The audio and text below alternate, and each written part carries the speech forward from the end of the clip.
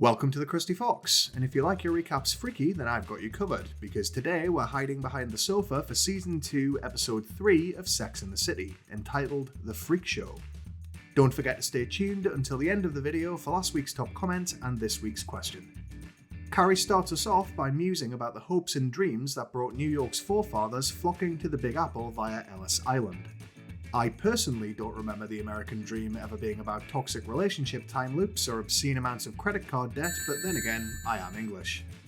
Thankfully, she quickly jackknifes into her point. In modern New York, that optimism can be seen in the first date, when anything seems possible.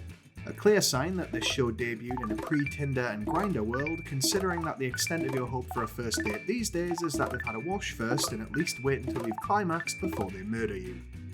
Carrie also makes the bold claim that Manhattan's restaurants are packed with single women every Saturday night, competing to bag either a husband or a free meal. She says this over footage of Samantha being wined and dined, which is funny considering that the only objective of any date for Ms. Jones is for them to take her to the meatpacking district. Her date for the evening is Harrison, a litigator whose pillow talk involves lazy roleplay based on his specialty in sexual harassment cases. It works for him, but only because Samantha appears to subscribe to my own personal philosophy that casual sex is a lot like taking a shower, in the sense that once you've taken off your clothes and gotten wet, you might as well see it through. That being said, even Samantha has her limits. When Harrison mentions her age and she excuses herself for a quick check in the mirror, she returns to find him trussed up in his very own red room, handcuffs and all. It's not exactly 50 Shades of Grey, and this is very faint praise, but at least the writing is of a slightly higher standard.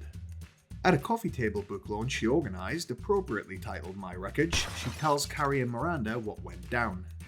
Miranda is, as expected, delighted to hear that there are men in the city who can be chained up and beaten without the need to bulk buy chloroform.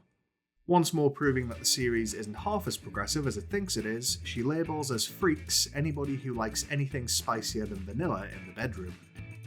Charlotte emerges with that familiar Disney princess spring in her step, having met Mitchell's sailor, whose name makes him sound like a Halloween drag king. Samantha summons them to the bathroom to gleefully divulge that he's well known around town as Mr. Putt. Such is his skill at dining downtown.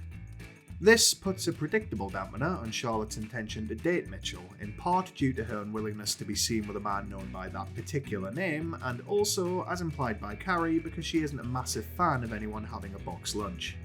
Despite that, she's swayed by Samantha's insistence that a man with this set of skills can't be all bad, and the intervention of a random toilet woman who claims to have passed out while he was dining at her branch of the Y.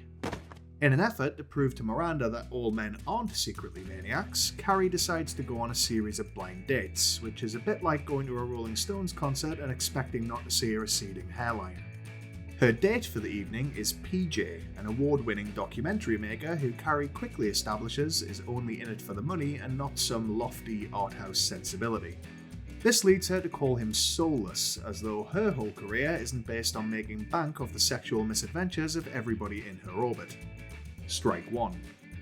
Not to be deterred, she goes to the movies with a different, seemingly sweet and funny guy who looks like Neil Patrick Harris possessed by a Buffy demon.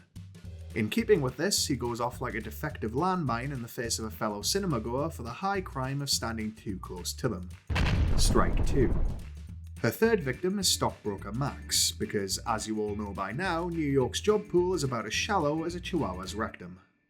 Max likes to get his cheap thrills by visiting second-hand bookstores, wedging their inventory into the cleft of his ass and making off like a kleptomaniac with a librarian fetish. Strike three. To summarise, that's 5 men we've seen so far, 1 with a career plan, 2 with fetishes, and 2 with potential mental health conditions. None of them particularly fit the definition of freak, and yet they're enough for Carrie to side with Miranda after all and decide that all men should be kept behind glass. Elsewhere, Charlotte decides to give Mitch and his talented tongue a try. In a deeply upsetting montage, he proves to be a master craftsman when he gives her the bedtime brain sparkles every single night for a week. This is the same Charlotte who milked a whole telenovela out of an ex asking her for a mouth hug not that long ago, though she's understandably distracted from the irony of the situation by constantly blowing her lump. Carrie, meanwhile, goes to Central Park to reflect on her terrible dates, by which she means hang around Bethesda Fountain until a man talks to her. Eventually, nice, normal magazine editor Ben invites her out to dinner after a conversation short enough to mean he has absolutely no idea what he's just let himself in for. If you listen closely, you can hear the relationship-ruining gremlin that lives inside of Carrie's head begin working on a plan to bugger it all up. Samantha, clearly dwelling on Harrison's joke about her age as she stares at her reflection in a store window, bumps into allegedly glowing acquaintance Monica. Monica's admission that she paid a surgeon to inject the fat from her ass into her face does at least go some way towards explaining the puckered cat's balloon knot she has in place of a mouth. Over drinks at Carrie's place, Samantha reveals that, following a consult with the city's top plastic surgeon, her own rump steak has been extracted and stored in a Brooklyn lab, in readiness for being used to drywall her face. The conversation quickly turns to Charlotte's misguided belief that she's falling for Mr. Putt, despite having spent barely any time with him socially, like his tongue as a contestant on Married at First Sight. Carrie's head gremlin finally settles on a master plan, and like she did to Skipper before him, decides to ruin the life of Ben's friend Luke by setting him up on a double date with Miranda. Perhaps sensing danger the same way that dogs feel an earthquake coming, Luke attempts a preemptive strike by scoffing at Miranda's upcoming family visit to Connecticut and admitting that he hasn't left Manhattan in a decade. Offended, Miranda lies that she has to go home to feed her cat, something I'm hoping isn't a euphemism. Before she leaves, she warns Carrie that Luke is a freak, and that it doesn't say anything good about Ben since you can tell a lot about someone from the company they keep. The scorching hot irony is apparently lost on her. Her friend's warnings weighing on her mind, Charlotte takes Mitch out to dinner in an effort to get him to stare at her face for a while instead of her mimsy. When Mitch's understandable boredom with her monologue about summer camp leads him to getting to third base with a fig right there at the table, she realises that the time has come for her to release him back into the dating pool so he can find a new oyster to shuck. After successfully transplanting a butt full of Big Macs into her cheeks, Samantha makes the grave mistake of asking her cosmetic surgeon what else he might be able to do. With the aid of a red Sharpie, he marks out the site of his future crimes, leaves her looking like a half-finished Picasso, and so ends her interest in surgery. Carrie ends up at Perfect Ben's place, and after admitting that the extent of his freakishness is a Tweety Bird tattoo from a drunken dare, they spend the night together. When he leaves her in his apartment to go to a soccer game the next morning, this week's obsession finally overtakes Carrie. She chain smokes her way through a packet of cigarettes as she tears through his belongings in search of evidence that he's just as big a freak as she thinks all men are. At the apex of this balls-to-the-wall mania, she stumbles across a locked box in his closet and decides that this must be where he's storing the really weird stuff.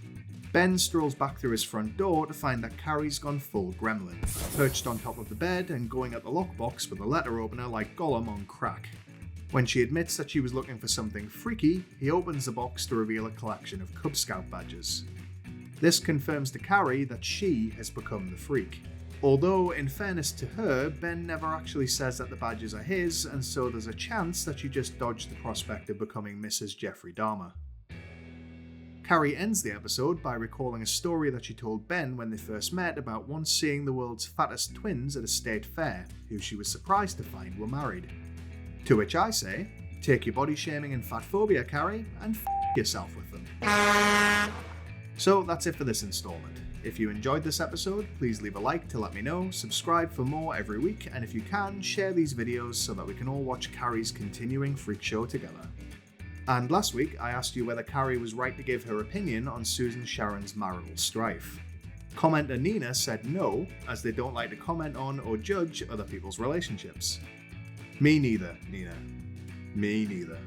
As for this week's question, did any of the behaviour the ladies witnessed come off as freaky to you, or were they overreacting?